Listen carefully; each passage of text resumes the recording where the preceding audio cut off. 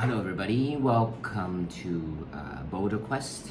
So I actually intended for this channel to not be just about climbing, but also be about the overall health and fitness, and pretty much just leading healthy lifestyle. So today I actually wanted to share sort of my journey. A lot of people have been asking me, in the past 5 to 6 months or less than 6 months, I was able to lose over 10 kilos. So to be exact, around 13 kilos. Before I started climbing, before I started bouldering, I was probably around 72 kilos. And then in about 5 months, I was able to get that down to recently. The recent measurement I did just yesterday was 59 kilos. So I think there's a lot of learning that I had, a lot of failures that I had, and I just wanted to share in this channel how I succeeded, meeting those target goals. Because I think I spent I haven't been 59 kilos in about 20 years. So I'm in my 40s now, and I haven't been this light since probably when I was in college. And I probably watched every weight loss video on YouTube. Tried every single calorie deficit guideline. It never worked. So I just wanted to share today sort of why this time it worked, or why this time I was able to go down so rapidly. And I think maybe first off, I should have some notes right here. And sorry if this video might be a bit long, but I don't believe in editing. I'll just do this all in one take. But basically, maybe start off with sort of why people fail, and I think it probably comes down to about three major things. Actually, before I go into this, I just wanted to maybe mention why I targeted at 59 kilograms. So I actually follow quite a few of climbing YouTubers, and particularly one, Magnus Midtboe, the one I followed the most. And pretty much researching on his sort of height to weight ratio, and his height to weight ratio came out to be about if you divide his height in centimeters over his weight in kilograms, comes to be about I think 2.5, 2.47 or something like that. So in calculating in my head, my ratio, my magic number is around 59 kilos. Of course, climbers tend to be on the lighter side compared to others, so it depends on what your weight target you want to be. You can calculate and figure that out. But basically, so if we get into it, how did I manage to lose over 10 kilos in about 5 months? So starting out with why. So the three things of why people fail. I think the first and most important thing, if I start off with mentioning sort of the inner side of people, is I think the mental side of people.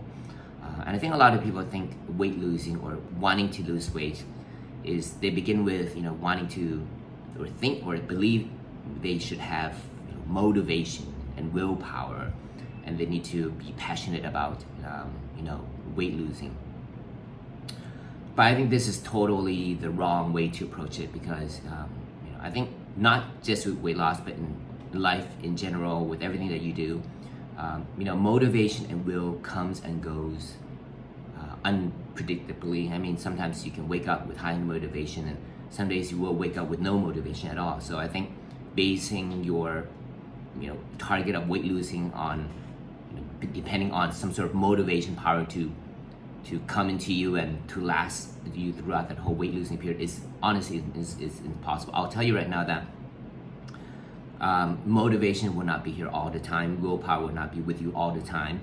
So it's important to get out of the way and stop thinking that you need motivation to lose weight, because most of the time you won't have the motivation. You won't have the motivation to not eat the things that you want to eat. And so what will replace that, which I'll mention in a little bit. The second thing is probably the wrong exercises that people are doing. Not that, every single type of exercising is good, is good. Running, swimming is good, but the thing I think what's maybe not productive in weight losing or losing weight in these exercises is that sometimes, for example, if you're running 5 kilometers or 10 kilometers very comfortably, and then you're doing this sort of every single week or every 2 to 3 days, and your body is sort of getting used to this particular level of working out, then overall it doesn't do anything else more for your body. Like you're running 5 kilometers at an easy feeling pace, and you think you're doing this like 3 or 4 times per week. That's gonna help, but really your body's just used to these conditions, so it's not working anything else more. So you're not gonna be putting any more stress on your body. So of course, this channel is called Boulder Quest, so of course I'm gonna recommend climbing and bouldering and rock climbing. I think also because what I noticed is that when you're in your 30s, your 40s, the weight that tends to gather around is on your belly. Let's be honest, the dad body. A lot of you have who are parents, the dad body, the love handles, and that's probably the most difficult area to lose. And I think the thing with rock climbing and bouldering is that because you're always on the wall, straining your muscles, flexing your muscles, especially around the core area, it's a particular exercise that really works on your core and really works on burning your core muscles so that you lose that belly fat very, very fast. And I believe it is called an isometric type of exercise, where the more you are sort of holding your muscles for a longer period of time, the more the fat is burning in those areas. And bouldering works every single muscle, from tip of the fingernails down to the toe muscles, and especially on your core muscles, especially if you're doing overhangs or sort of inclined climbing. That particularly will shave off a lot of fat from your legs and from your core and from your belly, pretty much. So I think that's why bouldering is, I think, one of the best exercises to do if you're going to weight loss. And I think it's an exercise whereby it never ends in terms of being interesting. You're always doing new routes. There's always new things to do. So anyways, I won't mention too much about climbing. Of course, this is called Boulder Quest, so you could think I'm being biased, but I would recommend choosing this exercise. But anyways, as this video is called, it's more about how to lose weight. So let's not talk too much about climbing, but getting to the fact of what you should be doing. The third thing I think why people fail is just, and I think it's probably the most obvious one, and it's probably the one that I will have to share of how I did it, is pretty much just leading a bad lifestyle and a bad way of food management. So it is the obvious one, and of course there's the theories of calorie deficit, this and that, but I'll talk more into detail of how I was able to manage this, and how I succeeded in managing my lifestyle and food management. So let's start with sort of the first one in terms of mindset. I was talking about that it's not about motivation, it's not about will. Stop thinking that you need the motivation to lose weight. Because what's gonna happen is that you'll have motivation for maybe the first week, okay, at most the first 2-3 weeks, and then it's gonna be gone. And then you're gonna wake up, you're gonna be stressed, or you're not motivated, and you're gonna think that you need this motivation to keep going. You think you need this willpower to keep going to lose weight, which is completely the wrong way. And you'll just end up running to a dead wall, and you lose everything, and you just go back to binge eating, or going back to eating pizza every single night or whatever. But putting that aside, if you're able to accept the fact that you have to do this without motivation, without will, but you have to realize and know what mental stress you will be facing. So pretty much mentally what you will be facing. And pretty much what that is all boils down to the hardest mental stress is, of course, managing the hunger. I think if you realize what hunger is and what it is doing to your body and how to manage it, I think this might change your perspective in terms of not depending too much on the motivation, but really realizing at that moment what you are feeling and what this moment is doing to your body. So this ties into my whole regime of how I manage my lifestyle and food for the weekdays and the weekends. So let's start with the weekdays. So I think the most important part is don't think that you're changing overnight. I mean, don't think that you're changing your life overnight because you're suddenly going on this weight loss regime. Suddenly you have to change your lifestyle and say, okay, you're going to lose 10 kilos within the next month and it starts tomorrow. Losing weight you shouldn't feel like you're changing too much. I think if you're changing too much, you're putting too much stress on your body, and it's not going to work. So the change should feel quite, smooth as you're changing into a new lifestyle, a new way of eating habits. And what I would recommend is that, for example, on weekdays, this is my weekday meal plan. For breakfast, I normally just have a cup of coffee, and it's a latte with slight syrup, but very low. But the latte, because there's milk, and it should keep you well full in the morning. And then I'll have an early lunch. So I have lunch at around 11:30. 11:30. What's important about this breakfast routine on the weekday is that when you wake up and when you reach, say, 9 a.m., your body begins to start getting hungry. So normally your body calls for breakfast at 9 a.m. If you're able to postpone that, from 9 a.m. to 11:30 a.m., what your body does is your body goes into this state of defense whereby it's trying to stay energetic. And pretty much because there's no food in your body is utilizing your fats instead. So this is the science behind why this morning routine is very important. So if you reach and feel the state of hunger at 9 a.m. and you're stretching it out to 11:30 a.m., imagine that within that 2.5 hours, you are literally just eating yourself. You're literally just burning fats from around your whole body and pretty much just burning yourself. And this is probably the most important time of the whole food management and lifestyle is in the morning. I think if you can stretch, to 11:30, the better. And if we analyze this sort of 2.5 hour period of what you're feeling, it's basically if you can, think to yourself that, okay, it is hunger at 9 a.m. to 11:30 a.m., but this hunger is actually the feeling that your body is burning up fat. So in a way that should be sort of enough sort of mental, let's say, information for you to feel that, okay, you can keep going. You shouldn't feel like, oh, you're hungry, so you have to eat. So when you're feeling hungry in this 9 a.m. to 11:30 a.m. period, this hunger is actually the feeling of your body burning fat. So this should be good for you and should be motivating for you to get through this 2.5 hours. And it's different in terms of having motivation throughout the whole day. It's just this period you have to push through this 2.5 hours to get to 11:30. And once you get to 11:30, you're pretty much home free for pretty much the rest of the day. For lunch, you can have anything you want, any food you want. I eat everything, for lunch.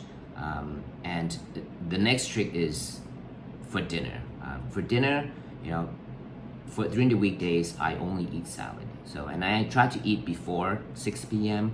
just so to keep sort of not have any food while you're sleeping or digesting food while you're sleeping. So have sort of an early dinner. And the salad that I have is rich vegetable salad, but try to have a high protein salad where you do have chicken breast in there, maybe some avocado and egg as well. So it's a salad where it's a protein salad where it is filling, and that should be pretty good. And don't have too much. You're not trying to fill yourself with salad, but have a good portion of a high protein salad. The next challenge probably comes late at night. When you reach around 8 p.m., 9 p.m., you will start getting hungry again. So this is what I mean whereby it's not about, having that motivation to lose weight, but realizing, I'm telling you now, what mental states you will be experiencing throughout this day, during the weekday. Once in the morning, 2.5 hours, get through that. And then at night, 8 to 9 p.m., whereby you're gonna feel like you're hungry. You want something, maybe you want a cheeseburger or a pizza. The way I manage this hunger is by eating fruits or yogurt. You can have yogurt with milk or have an apple.